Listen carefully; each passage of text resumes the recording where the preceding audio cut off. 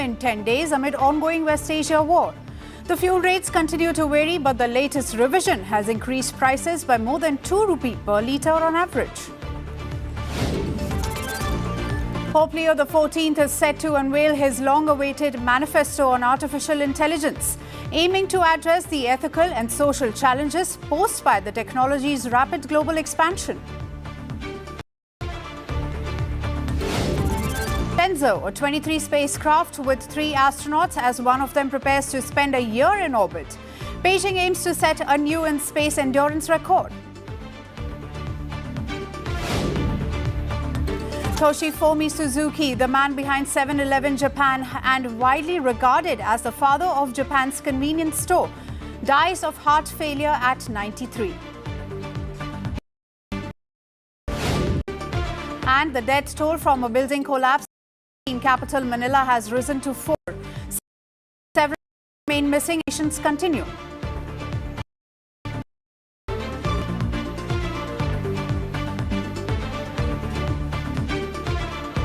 We begin in India, where a short while ago, visiting US Secretary of State Marco Rubio visited Taj Mahal. The top US official was joined by his wife Janet Rubio, and the visuals are hard to miss. With the white marble monument rising behind the Rubios, the couple was seen soaking the grandeur of the 17th century mausoleum. At several points, Rubio appeared to slow down to absorb the view as the monument's distinctive dome and symmetrical gardens provided a dramatic backdrop.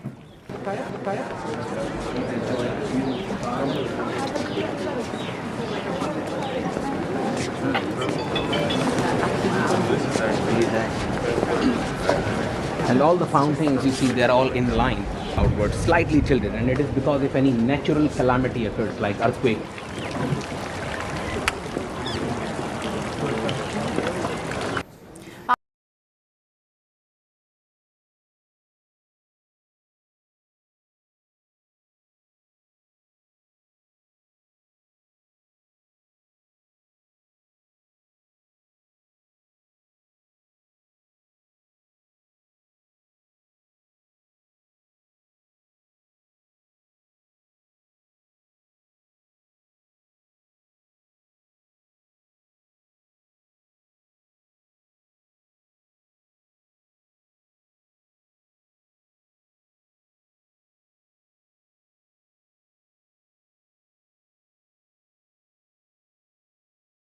The president described himself of Prime Minister Modi and saying India knows fit. They count on me 100% and our country. If they ever need help, they know where to call. They call here. It's clear that COP means setting aside national priorities. Standing beside Marco Rubio, India's External Affairs Minister S. Jaishankar, America first. India is guided by an India first approach. Where we have multiple sources, large sources, dependable, cheap sources.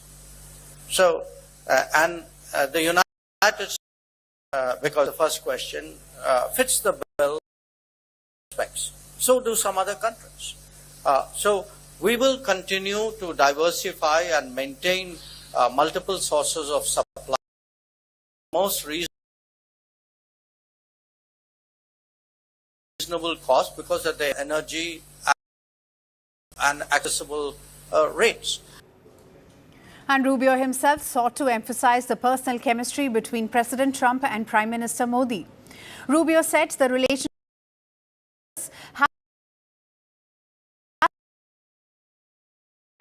directed against Indians. But the bottom line is that in the modern era, you go online and there are people saying all kinds of crazy stuff online. I don't even know if they're real people.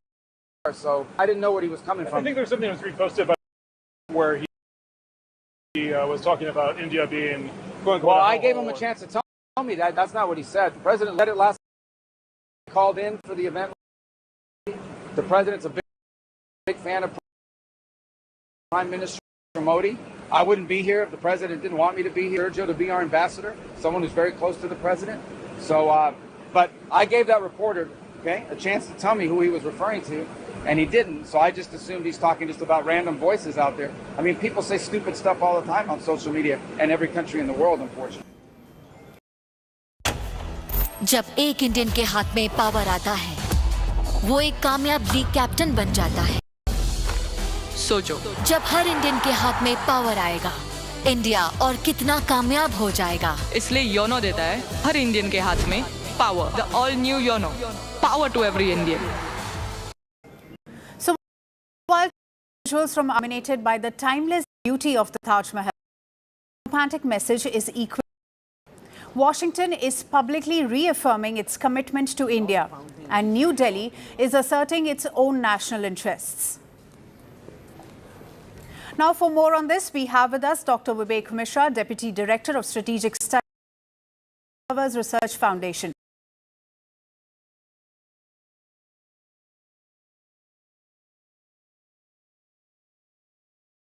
Good afternoon, Doctor. Beginning with the U.S. Secretary.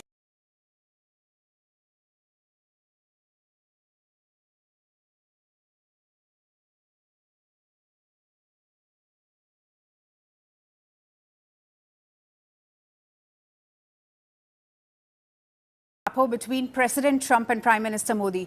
Beyond the chemistry between the leaders, what concrete gains is India seeking from the phase of India-US relations?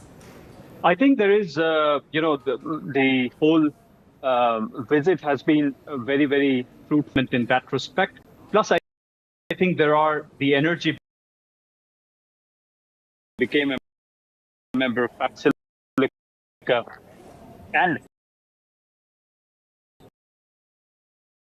meeting between US and China in terms of how that relationship will be some of supply chains in the Indo-Pacific. So I think from all those respects, it's a timely visit. And it, from the press conference, it appears that the two sides have achieved agreement on certain important issues. Right. And you see, energy security was a major theme in Dr. Jaishankar's remarks. What is your reading of India's priorities in that sector? I think energy is something that has come up very strongly in the context of the United States' approach to the world, and that's not specific to India, because the US has emerged as one of the largest exporters of energy. And the global crisis has presented itself with an opportunity where it can do that. Where the Strait of Hormuz is closed, it can, and once it opens, the United States actually targets the Indo-Pacific as one of the largest recipients of energy. Now, remember that China's own energy has been hurt, given what's happened in Venezuela, given what's happened in Iran. In between, of course, the United States